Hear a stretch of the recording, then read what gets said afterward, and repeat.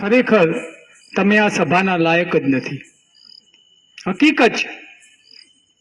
શું પડી છે આ લોકોને કે તમારી દીકરીઓ બચાવવા માટે તમારું સ્મશાન બજારમાં ના ખોરવાઈ જાય એના માટે આ મહેનત કરે છે ને આપણે અહીંયાથી એક આંગળી પકડીને દીકરીને નથી લાવી શકતા.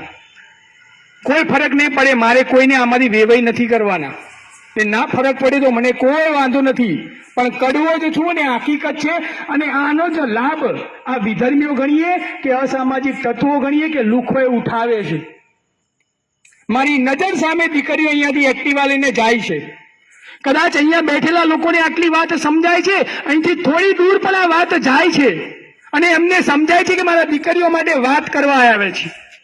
મારે દીકરો નથી, મારે દીકરો છે, દીકરી નથી. પણ મેં આનું મથાળું આપ્યું છે કે દરેક દીકરી મારી દીકરી સમજી અને આ અભિયાનમાં જોડાયો છું. ઘરના તાળાની ચાવી લોક મારીને આવું છું. મારું ઘર છેલ્લે વગડામાં છે. છેલ્લે વાઈફનો ફોન આવજો કે 12 વાગે પહેલા આવજો, બીક લાગે છે.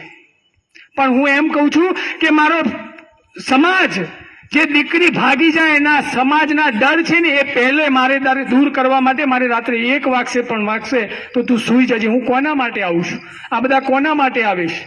શું તમારી નૈતિક જવાબદારી નથી? આ સોસાયટીના એક સમાજના આગેવાન તરીકે તમારી જવાબદારી નથી કે દરેકને કમ્પલસરી કરીએ? ગણપતિ મહોત્સવ ઉજવો છો, અહીંયા ઉજવો છો ને, નાસ્તા કરશો બંધ કરી દો. જો ખરેખર તમારી સમાજને સુધારવા હોય ને તો બંધ કરી દો. આ તમને એવું છે કે 1 કરોડના 1.5 કરોડના બંગલામાં બેસીએ છીએ, આપણને શું ફરક પડે છે? એ લોકો એવા લોકો શોધે છે કે જે 1.5, 2 કરોડ 5 કરોડના બંગલામાં રહે છે. બાકી બતાવો કે દેલા વસાહતમાં રહેતા અને ઝૂંપડપટ્ટીમાં કામ કરતી દીકરીના કોઈ ભાગી ગયા હોય કે પ્રેમ લગ્ન થયા હોય તો એમના ટાર્ગેટ પણ તમારી જેવી સોસાયટીઓ જ છે. અને એટલા માટે સભા કરીએ છીએ. દુઃખ થાય છે કે સાલું આટલો પરિવાર છોડી, ધંધો છોડી અને આ લોકો મહેનત કરે છે ને આ એક ટ્રસ્ટી નથી લેતા અહીંયા લાવવાની. તમને ના કહી દઉં, કદાચ સમય વધે ને તો એકવાર જજો. મહેસાણામાં 34-35 આ ગેસ્ટ હાઉસ ચાલે છે.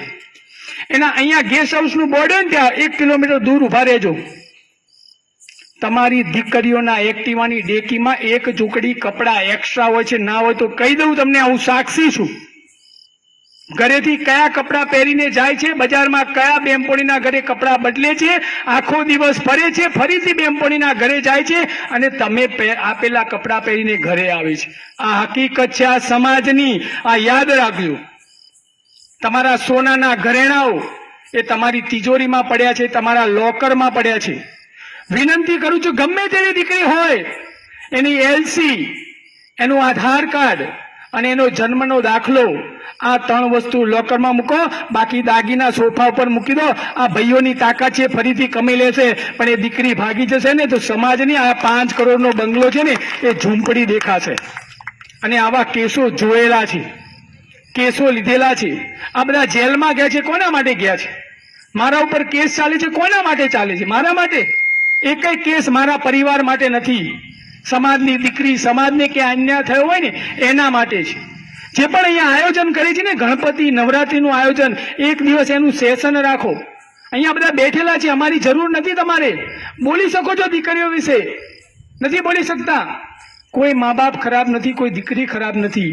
તમે માનો કે તમે આજે કોઈ સત્સંગની વ્યક્તિ જોડે બેસશો ને તો 1 મહિનો, 2 મહિનો, 3 મહિનો પછી એ સત્સંગમાં જોઈન થઈ જશો.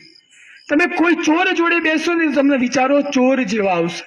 તમે એક રાજકારણ જોડે બેસશો ને તો તમારા વિચારો રાજકારણ થઈ જશે કે હું પણ નગરપાલિકામાં ચૂંટણી લડું.